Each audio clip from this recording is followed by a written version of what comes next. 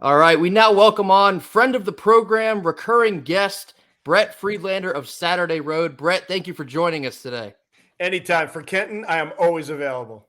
Yeah, I know you Hey, guys have a great relationship. we did the Magic Hawaiian shirts on day one of ACC Media Days. You know, we're the Banana Boat crew now. That's I'll our tell you what, unofficial though, nickname. you cleaned up really well that second day when you wore that suit. So you Hey, got it all directions, man. I like to be versatile in that way. You know what I mean? Some days you got to go clean suit. Some days you got to let loose, let free a little bit, and go banana boat. But day by day I got more. It was a banana shirt first day, polo second day, suit third day. So we get it together. All right. Well, Brett, you said it yourself. It's such a busy time of the year for guys like you in the journalism world. So we wanted to bring you on to discuss this crystal ball series you've been doing with Saturday Road. I very much enjoyed reading through it. And of course, this is an NC State podcast, so we're going to bring out the NC State kind of thoughts and predictions here. So just kind of getting right into this, I noticed early in your article you wrote that it would probably be a mistake to be overlooking NC State. What brings you to that strong feeling there? Well, there are two reasons. First of all, that defense is still elite. Even though they lost Isaiah and they lost Drake, and they lost a couple of guys up front, they've got two elite cornerbacks. David Van is really coming into his own as a pass rusher and just a force on the line.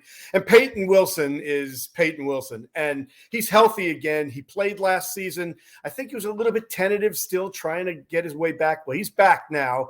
And then there's young guys that have been groomed to come in and fill the spot. So defensively, they're still going to be elite.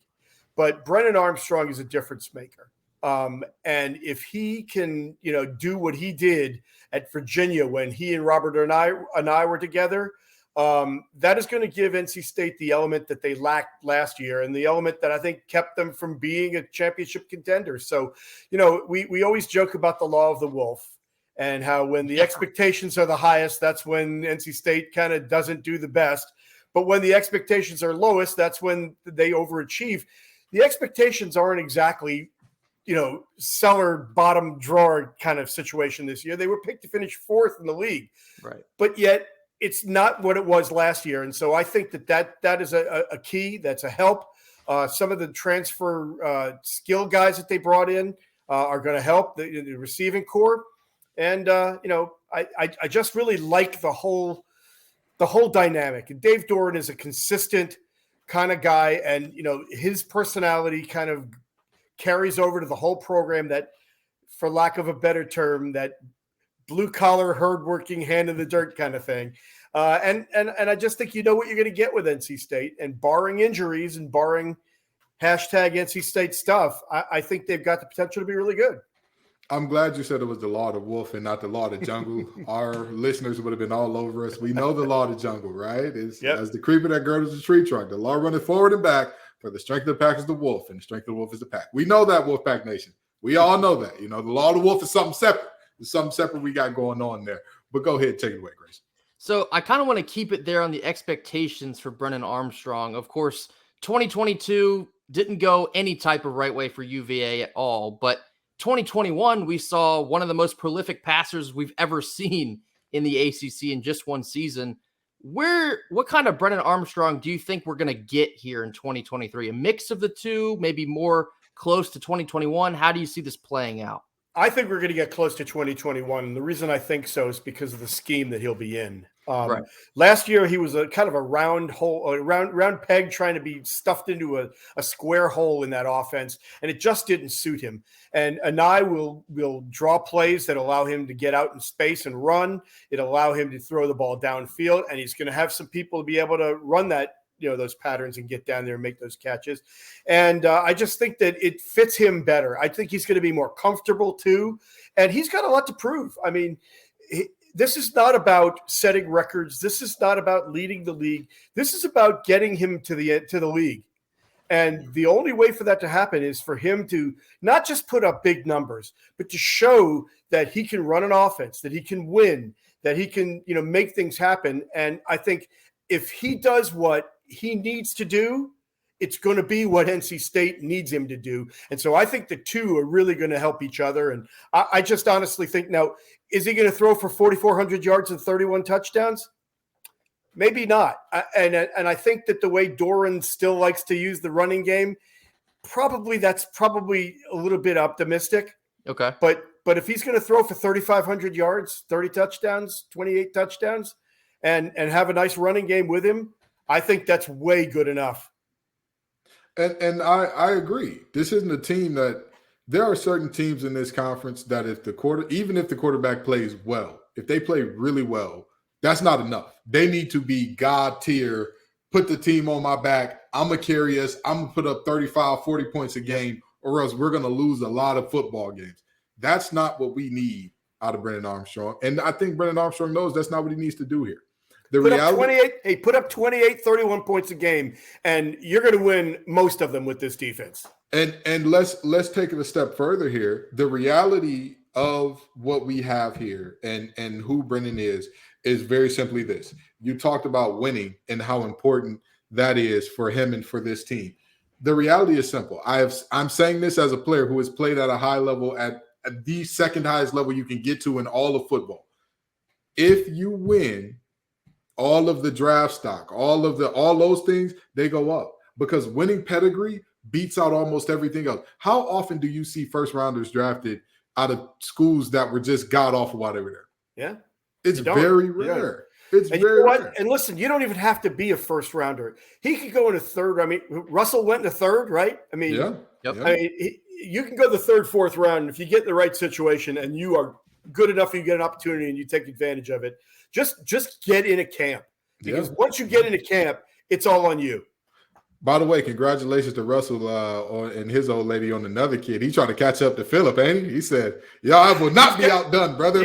He's got a long way to go, but I tell you what, though, he can afford it. I guess Philip can too, but they got two pretty good incomes coming in the family. Absolutely. Then we've talked a little bit about the defense here, talked a little bit about Brennan Armstrong. Do you feel like, actually, let me phrase it like this. If NC State were to make it to the ACC championship game, which group is the ultimate X factor to get them there? It's definitely offense, because last year the defense was good enough to get them there. And obviously there was some injuries, especially at quarterback. But even before Devin Leary went down, that offense just didn't seem to be in sync. The East Carolina game, they barely squeezed by. I mean, the Florida State game, they won that, but I mean, they got shut out in the first half, and most of their points, came after Chambers came in and just started running the ball and getting them close enough to kick field goals. So I think offense is clearly the X factor. And listen, I think special teams are too, because you don't have Dunn anymore, right? And he was automatic. Now they brought in a transfer kicker who's got great credentials, but he still has to do it, and you still have to kind of gain confidence in it. But I honestly think that if the offense gives them even what close to what they need, I think they've got a chance to really be good and win a bunch of games. They don't have to be great; just don't turn the ball over and score when you get the ball and you get the chance. Absolutely. I think a lot of NC State fans kind of share this idea, but maybe perhaps that Armstrong, because he likes to air it out so much, you're just going to have to deal with some of the interceptions if it comes with the yard and the touchdowns at the end of the day. You can deal with maybe a pick or two if you're still putting up the numbers that'll get you the win in the end. So, and the other thing is your defense is going to help, cover up for that too. I mean, so, maybe he gets picked down in the red zone, but they're only going to get 3 points out of it because that defense is going to hold him. But you're right. He's, when you have a gunslinger, you live with the mistakes, because he's going to make more big plays than he is bad plays. And hey, listen, don't discount the running game, because, Jordan Houston is just a solid guy. But Michael Allen is going to be really, really good. I mean, he showed flashes of it last year, and I think he's going to have a breakout year. He looks younger. And not just carrying the ball. I think he's going to be a real effective receiver out of the backfield too. He looks slimmer than he was last year, so hopefully that helps out with him staying healthy. Jordan Houston is always a guy. We always talk about it. He's always one tackle away. He's always one step away. Oh, man, if he just had one more step and all that good stuff. Well, listen, it's senior year now. It's as much for him as ever. Like, hey, it's time to unhitch the wagon and go, baby. You know what you're doing. You know where you're supposed to be on the field. Jordan Houston rarely ever misses an assignment where you're looking like, what was that blitz pickup about? He rarely ever is running in the back of a lineman where you're like, there's a giant hole directly to your left, brother. What are you looking at? He's where he has to be. It's just that little, as Al Pacino said, it's a game of inches, gentlemen. And it just seemed like Jordan Houston was always on the wrong side of that inch.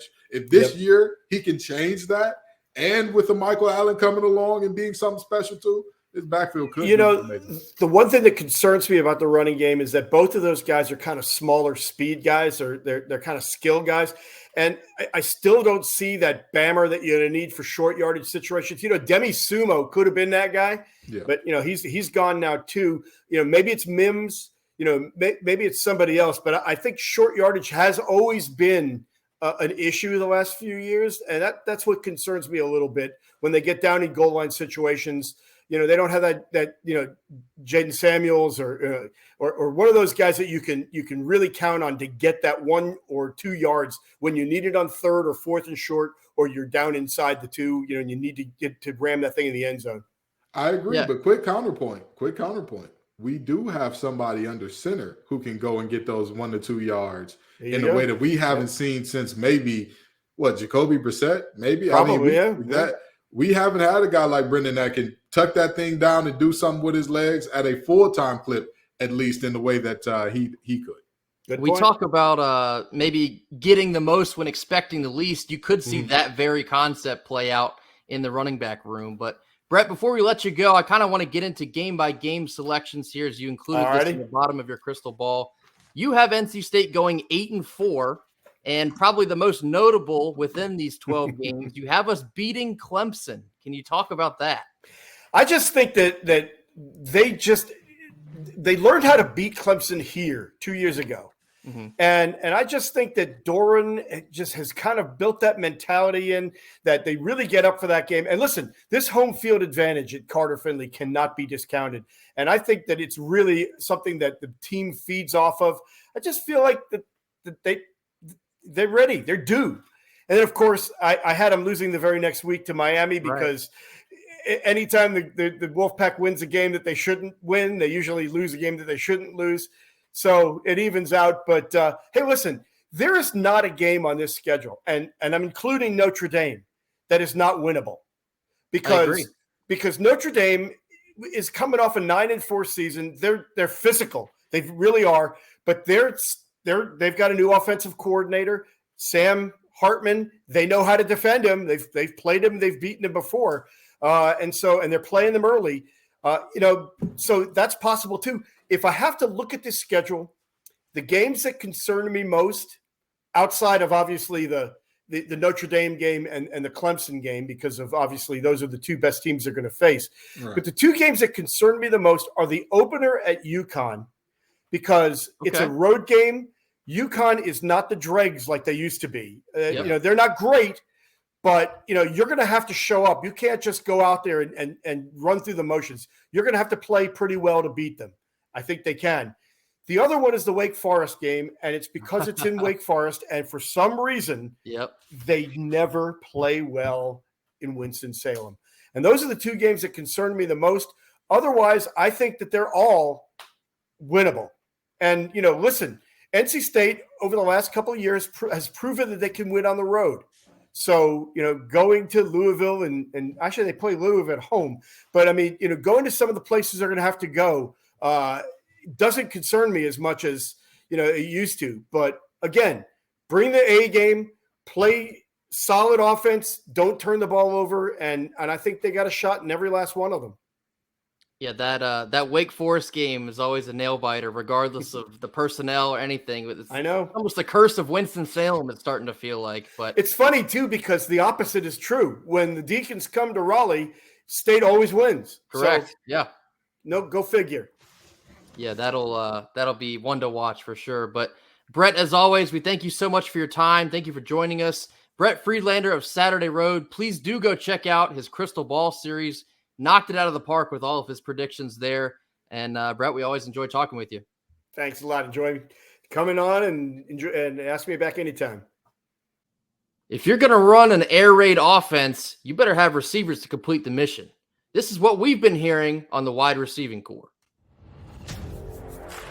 You are Locked On Wolfpack, your daily podcast on the NC State Wolfpack, part of the Locked On Podcast Network, your team every day.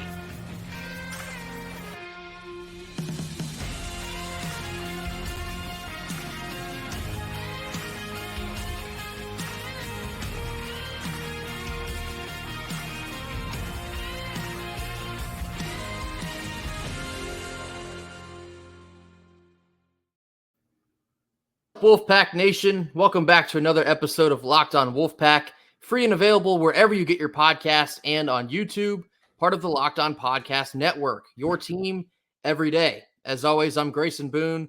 Joining me is Kenton Gibbs. And Kenton, we got to talk about this wide receiving room depth. We've mentioned it a couple times on the show. I've been starting to hear some more reports after the second scrimmage at the end of last week and just additional fall camp practices, but the majority of the buzz is centered around true freshman Kevin Concepcion, KC for short, and apparently he is perhaps the realest of deals. There's a lot of reason to believe he's going to be a major impact player in this offense, and it's incredible coming into the program just as a true freshman to immediately be thrust into such a role in a new offense with a new quarterback, and he's being trusted to just hit the ground running. What are your thoughts on KC being one of the biggest names at a fall camp? So you're saying KC is playing like a chief? Anywho. Maybe so. No, but seriously, by the way, Coach Dorn's a huge Chiefs fan, so that's a fun little tidbit in there. But anywho, with that being said, I look at this and I always say, when you hear reports of freshmen playing well in camp early, don't get too attached to that, because that is normally freshmen not knowing the pace of camp. And there are some guys that are like a million miles an hour from day one through the last day of the season. That was me, although my body could not withstand a million miles an hour and eventually fell apart a little bit. But it's every now and then you get that guy, he comes in, performs at a high level, does the things the right way, just does them. And that's just who he is. That's not just youthful exuberance of, oh man, I don't know, the day 20 is on the way. And KC seems to be that guy. From all the reports, it's not just that he's, making spectacular plays and all that. He's doing the little things right. He's doing the little things right. When he's asked to do the basic things, he does those at a high level. And I tell people all the time that extraordinary players are not that because they do everything in an extraordinary way. They do the ordinary extra well. That's what it is. And he's being that guy. But, having a little bit of speed and some height doesn't hurt. That doesn't hurt you at all, which KC has both of in spades. And so it's going to be very interesting to see, because one thing that I did not realize that it's just now setting in, the Wolfpack can legitimately trot out a 4-receiver set of all guys that are at least 6 feet or taller. Like, that is a real thing that you could see in this offense. Not saying it would make the most sense. Not saying that those would be the 4 best players. But, I mean, you've got the transfer from Rice, who's what, 6'5", 6'6"? You've got Collins from Clemson, who's also 6'5". Yep. You've got Casey, who is what, 6'1"? I think he's like 6'1", 6'2". 6'2"? And then you've got Timmons, who's also 6 feet, right? Yep. You've got 4 legitimate, hey, these guys are – up there. And then even if we're not talking about combining them all into one lineup, if you're talking about the depth at the outside receiver positions, you know what I mean? Like, that is truly a great thing to have at your X spot. And then you look out on the inside as well, and you're talking about multiple guys that are doing special things through camp as well. It's a good thing. You're seeing a lot. They're doing a lot. You love to see it. Yeah, as we start to hear more about some of these names beginning to separate themselves, I guess, in some competition, a couple other guys that are kind of rising to the top here, Terrell Timmons, which is something we all kind of hoped for after we saw his breakout toward the end of last year. Bradley Rosner, the transfer from Rice, I've been hearing that he's kind of picking things up in such a short amount of time, just joining us, I believe it was the end of July. Mm-hmm. So him to be thrown in, I guess, literally to the Wolves. Out of the frying pan into the fire. And to be coming out with, looking the way he's maybe even ahead of schedule heading toward this opening kickoff. But something I mentioned in one of the episodes last week is I've been kind of surprised at the lack of buzz I've been hearing about Dakari Collins. Well, I have now been hearing about Dakari Collins. I've been hearing that he's been making some significant strides after what he demonstrated in spring ball. And that, I think, can be a massive lift to not just the wide receiving room in general, but this offense. Because you mentioned it, Kenton, he's what, 6'4", 6'5"? You put him and Rosner in the same set, especially when you get down in the red zone, you got to throw a jump ball. You got two guys that are going to be able to go up and get it. And that can completely change the way this offense is able to score at some point. So I'm very glad to be hearing more out of Dakari Collins. Again, it's just the name associated with Collins coming from Clemson. You're like, okay, this guy, he must have the things. He must have a deep bag that he's bringing with him over to Raleigh. So very encouraging to be seeing his name amongst the pack, I guess you could say. And then, of course, Keon Lesane. It sounds like these are the top 4 to 5 guys you're more than likely going to see as like the main features in this offense when we kick off next week. And Keon, like it was mentioned a couple weeks ago, I believe it was Coach Dorn saying it, that Keon's been a leader for this wide receiving group, as he is, I guess, the highest production in a returning wide receiver for 2023. And so, yeah, you certainly want his name to be mentioned in these top 4 to 5 guys leading the crew. But Kenton, we mentioned this a lot on here, especially recently. I do think we have a lot more depth than people realize. And I understand maybe the uncertainty because a lot of this is still kind of unproven. But if everything pops the way it looks like it might, we could be in a lot better shape than maybe we thought about perhaps a month ago at the wide receiving position. Yeah, 1,000%. 1,000%. I think I'm going to say this with full confidence. I'm very much so feeling like this is going to be one of the strengths of the offense. Our pass catchers are going to be one of the strengths of the offense, because as much as we've talked about the receivers, the other pass catchers and the tight ends as well have been, doing good things. Trent Penix is looking like a player that's primed for a breakout season, which feels crazy to say with him being a guy who was a starter who did a lot of good things last year.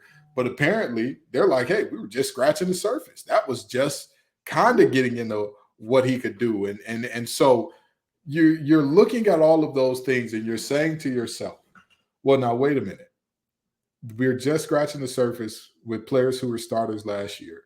We got guys coming back who were leaders on this year's team in Keon Lesane. You've got transfers who are ahead of schedule. You got true freshmen who have not been on campus. The young man was at prom not too long ago, and now he's going to be saucing ACC defensive backs. That is what I love to hear. This set of pass catchers truly could be the key to unlocking the potential of NC State's offense.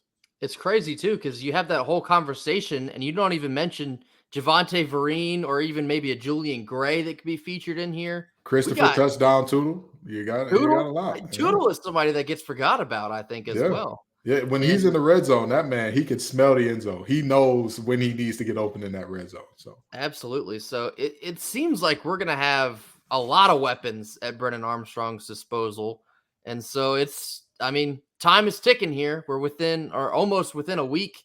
We got what, 8 days, 9 days? Yeah, just about 9 days.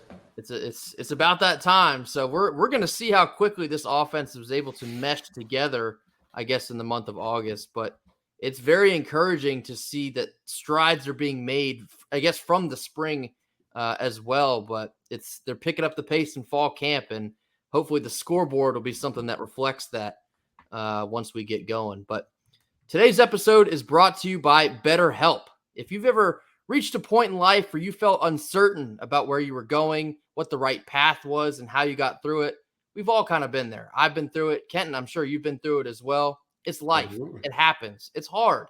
Whether you're dealing with decisions around your career, relationships, or anything else, therapy helps you stay connected to what you really want while you navigate life. Trusting yourself to make decisions that align with your values is like anything. The more you practice it, the easier it gets. So if you're thinking of starting therapy, give BetterHelp a try. It's entirely online, designed to be convenient, flexible, and suited to your schedule. Just fill out a brief questionnaire to get matched with a licensed therapist, and switch therapists at any time for no additional charge.